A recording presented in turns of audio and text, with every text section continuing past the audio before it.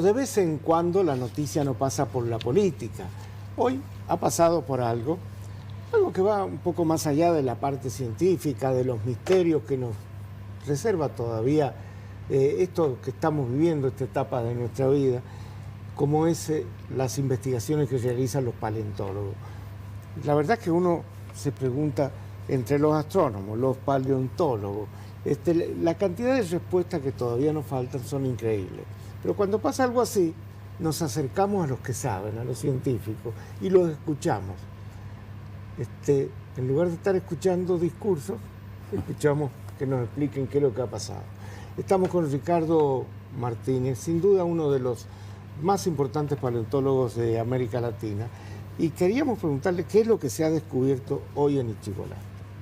Bien, lo que hemos descubierto básicamente nosotros le llamamos un bone bed o literalmente es una cama de huesos. ¿Qué es lo que es una cama de huesos? Es una capa de rocas, digamos, pero que en vez de tener granos de arena o de roca, son huesos, uno apilado sobre otro, como si alguien hubiera cavado un pozo en la tierra y hubiera tirado huesos uno sobre otro, huesos que no tienen nada entre medio, solo huesos, una acumulación de huesos de dinosaurios, antecesores de los mamíferos, que sabemos que tienen más o menos unos 220 millones de años. ¿Pero tiene explicación de que estén juntos en un solo lugar? Es difícil encontrarle. Para eso tenemos un equipo interdisciplinario, porque no basta identificar ese hueso a qué animal pertenece, sino decir qué puede hacer que esto se acumule de esa forma. Una forma común de que se acumulen huesos que se puede ver en paleontología es un río. Un río arrastra huesos, como puede arrastrar una piedra, en un lugar que pierde competencia, que se llama perder competencia, pierde fuerza, porque, por ejemplo, viene canalizado, cae en un pozo y a partir de ese lugar es más ancho el río, el agua pierde potencia de arrastrar porque se hace más mansa el agua. Entonces, en ese lugar donde cae van quedando los huesos grandes y solo se lleva los chiquitos, por ejemplo. Pero eso hace que se acumulen no solo huesos, sino se acumulan fragmentos de roca y otro tipo de cosas. En este caso son solo huesos. Y hay otra cosa muy llamativa, si los arrastra un río, los va golpeando y los huesos tienen que estar rotos, quebrados, gastados, como una piedra, el canto rodado que uno encuentra en la orilla del río, es porque eso ha venido rodando, no ha sido una piedrita redonda, ha sido una roca de... Entonces, todos están sanos los huesos. Siempre se habló de los cementerios de elefantes. ¿Podría haber habido también un cementerio donde los mismos dinosaurios iban a morir?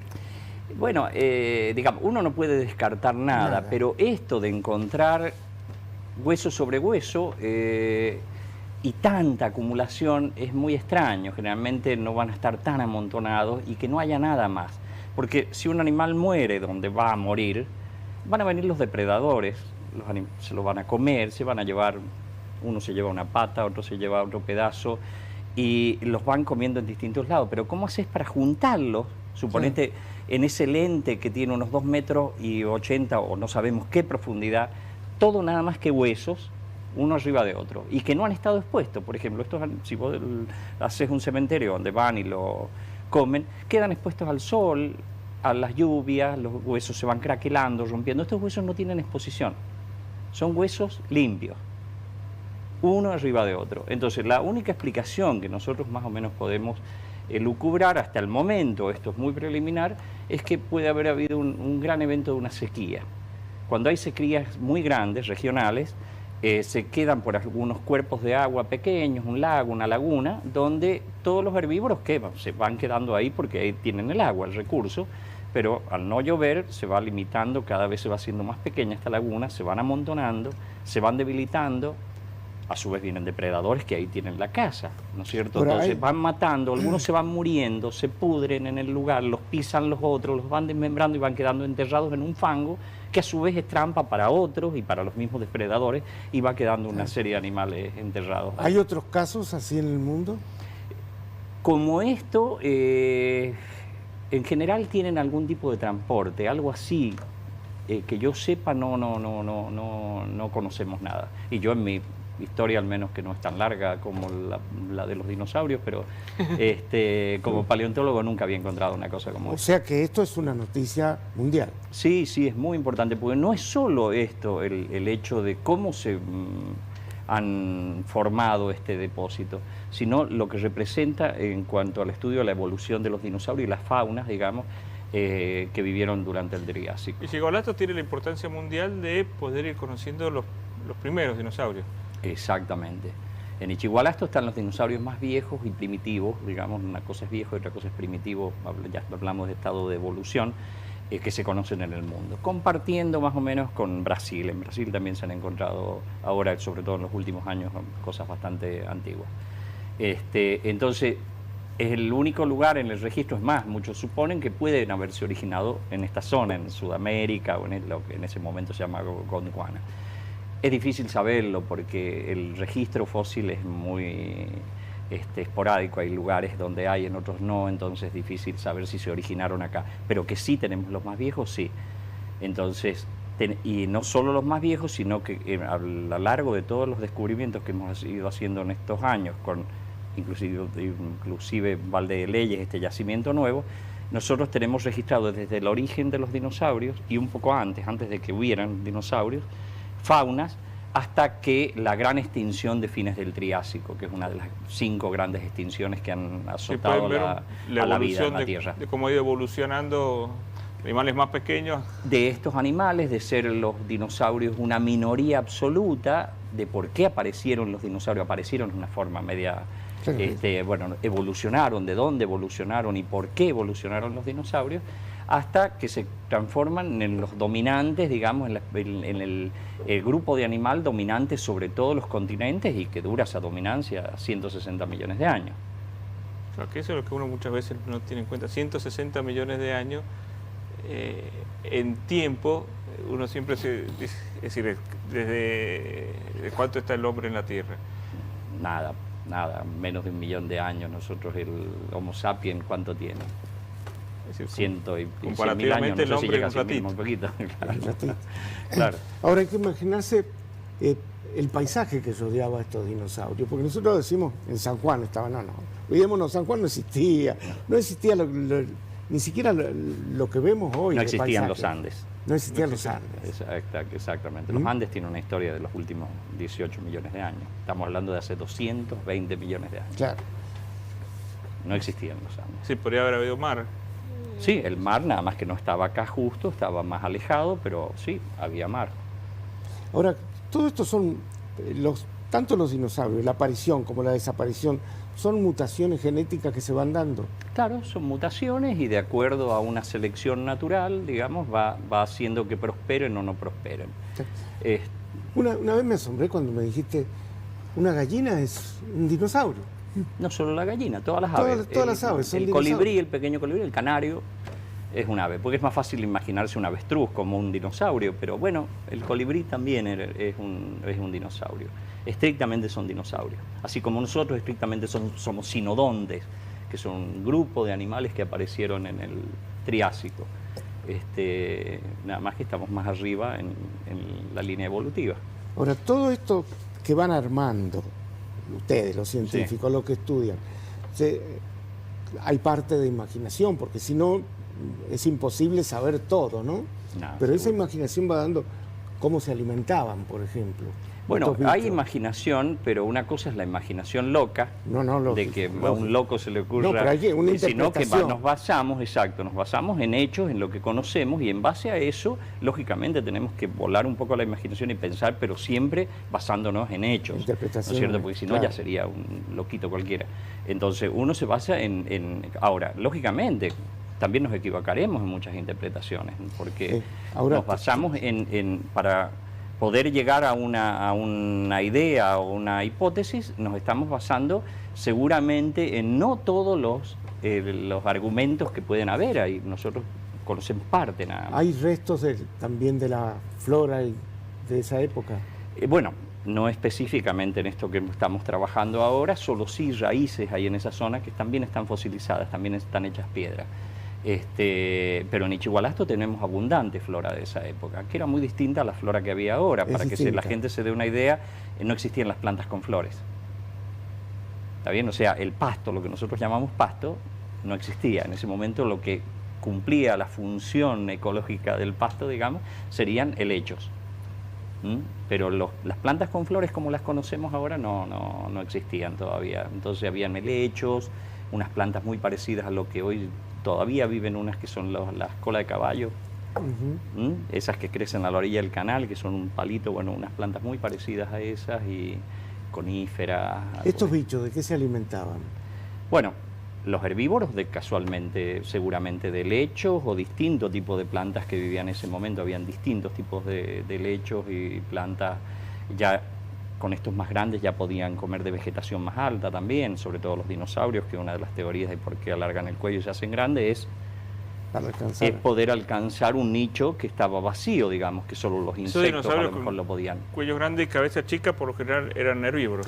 Esos herbívoros, generalmente la cabeza chica, para tener un cuello largo necesariamente tenés que tener una cabeza chica, si no, no la podés balancear. Por eso, pero seguramente el origen de la cabeza larga es...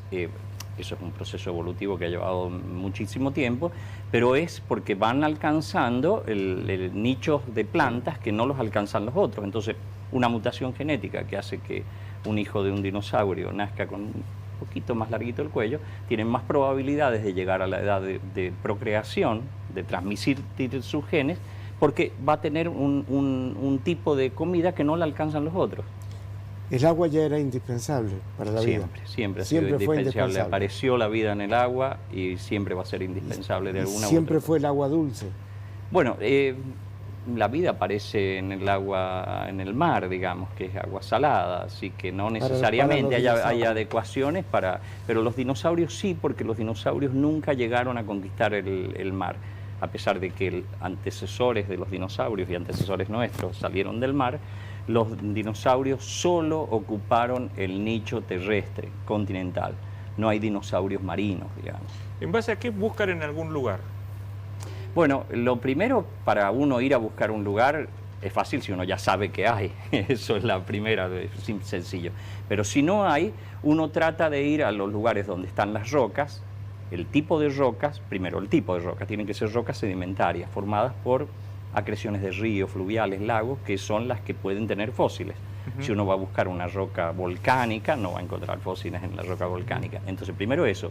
Y después, la edad que sea la de, evolutivamente, la que uno tiene interés. San Juan es una mina de fósiles desde el Paleozoico hasta hace unos millones de años. Yo no voy mucho a trabajar en sedimentos terciarios de hace 18 o 20 millones de años porque no es el tema que yo estudio, otra gente estudia esos temas, pero también hay fósiles de esa edad.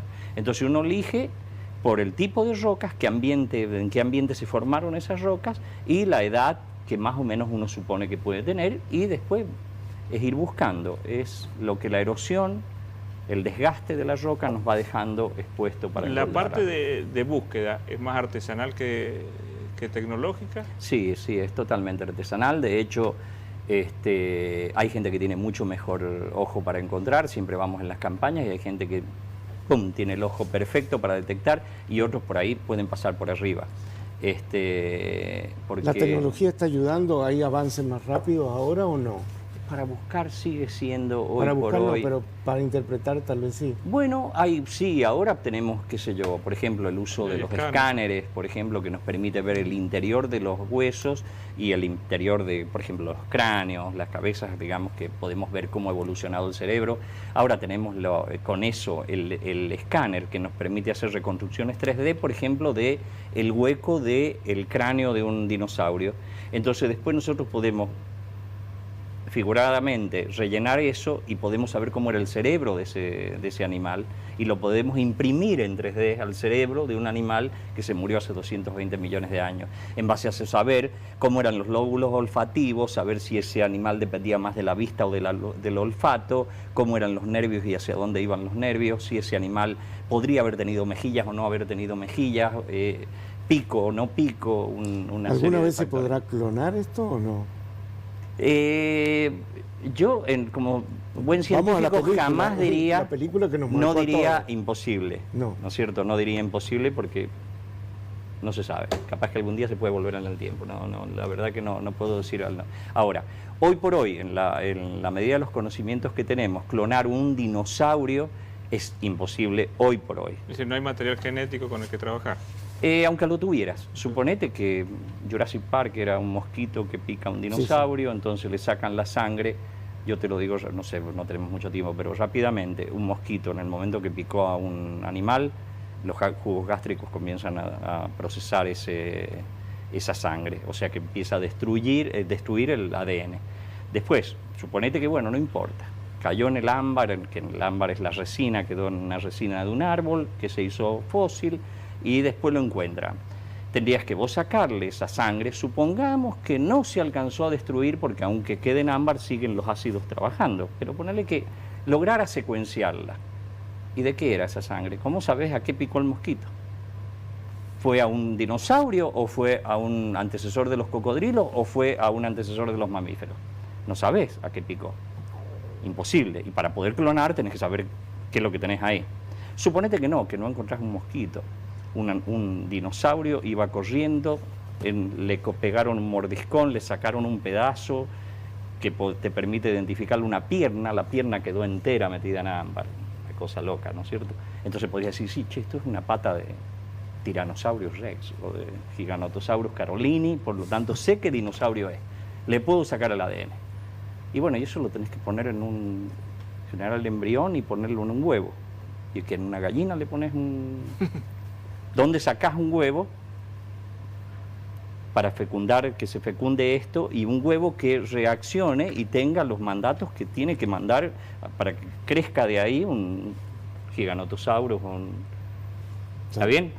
Una cosa es que me dijeras, vamos a recrear un mamut de Siberia, uno de estos. Tenés un primo súper cercano que es el elefante africano, el elefante asiático. Es ahí. Está cerquísima, podrías llegar a ser, aunque seguro no vas a obtener un mamut, vas a tener algo entre medio. Pero ¿cómo haces con algo que el pariente más cercano tiene 100 millones de años de evolución? Y es totalmente distinto ya. Ahora, bichos tan inmensos, porque nunca existieron en otras épocas más cercanas bichos así tan grandes. No, tan grandes como en tierra no ha existido nunca nada tan grande como lo que ha llegado los dinosaurios, que han llegado a 70, orca, 80 toneladas. En el mar quizá una orca. Bueno, las ballenas, digamos, pero viven en un ambiente marino que les ayuda, digamos, imagínate las ballenas para poder sostener en patas la estructura que tienen que tener para eso tenerlo en contra de la gravedad. El agua, como dijo Arquímedes, ¿no es cierto? Entonces, ellos reciben un empuje de abajo hacia arriba igual al peso Ricardo, del líquido que desalojan. Para uno que está afuera y que le interesan todos estos temas, todo lo que contás es apasionante. Para vos que llevas tantos años, ¿sigue siendo apasionante? Totalmente. Sí, me sigue gustando, si no, no seguiría con esto, pero me sigue apasionando, uno más sabe, más le apasiona. Me sigue apasionando mucho ir al campo, trabajar en esto, ir con el equipo de gente tan buena que tenemos en el museo y bueno, y sobre todo, bueno, el tener la suerte de que podemos en este momento contar con apoyo de financiación, digamos que no es fácil, vos mismo hablábamos hace un rato del problema que está sufriendo toda la parte de ciencia, pero debo reconocer y lo tengo que mencionar, el apoyo que tenemos en la Secretaría de Ciencia y Tecnología e Innovación de la provincia, que está financiando todo esto, y ahora ya han hecho los contactos con el Ministerio de Infraestructura que nos van a ayudar a poder sacar esto que hemos encontrado, porque es todo un problema de ingeniería poder sacar eso que hemos encontrado ahora. Sí. Y esto hay que compartirlo con el resto de la humanidad, me imagino. Los seguro, esto va a ser... Se comparte. En todo esto se comparte, y el trabajo nuestro es un trabajo que está muy relacionado, por eso los paleontólogos vertebrados casi nos conocemos todos los del mundo, si no personalmente nos conocemos por nuestros trabajos. Con la diferencia que hace quizás 50, 60 años se llevaban todo lo que se encontraba acá a otros lugares y ahora no. Justo me preguntó algún periodista eso sobre el tema, ¿y esto dónde va a quedar? Le digo, mira, desde que yo estoy acá todo queda absolutamente en San Juan. En algún momento llevaron, y si tuviera que decir de Chihualasto, hay cosas en la Universidad de Harvard, pero porque en ese momento, en el año 58, cuando lo descubren, lo único que existía en paleontología en el país era el Museo de la Plata. Y hicieron un convenio donde dijeron, bueno, parte de los especímenes quedan en Harvard y parte vuelven acá. Gracias a eso se estudiaron y están preservados. Si no, ¿a dónde hubieran quedado? En un galpón y se hubieran perdido. O sea, son momentos, así es como pasa ahora. A lo mejor ahora dicen, bueno, los ingleses se llevaron del Cairo. En ese momento no había nada, todo se hubiera perdido, no existiría Tutankamón ni nada, a lo mejor. Lo importante es haber evolucionado acá. En la Está, parte además científica. ahora está este tema de las repatriaciones y nosotros Sí, sí. no es descabellado pensar que podemos pedir a Harvard que reintegren el coso, pero está ahí, está al alcance de cualquier científico del mundo que lo quiera ver. Es muy profano lo que te voy a decir, pero la parte científica ya avanzó y va a seguir avanzando. Ahora está la otra parte que tiene la aplicación de esto para que esto también es motivo de interés internacional y de atractivo para que venga mucha gente a San Juan.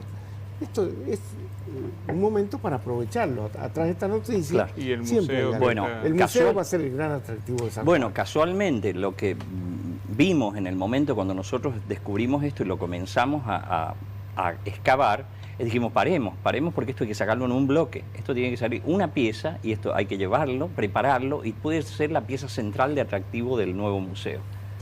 ¿No es cierto? Más allá del interés científico, y a lo mejor al dejarlo como pieza central vamos a perder algo de información científica, pero hay que lograr un balance entre las dos cosas. Si yo lo desmembro hueso por hueso, se pierde esa pieza que puede ser un atractivo tremendo, único, digamos, para el turismo, para la gente que le guste este tema, digamos. Entonces queremos lograr algo así intermedio. Primero, felicitaciones. Segundo, muchas gracias por acompañarnos. Gracias a ustedes por la entrevista y dejarme contar un poquito sobre el tema.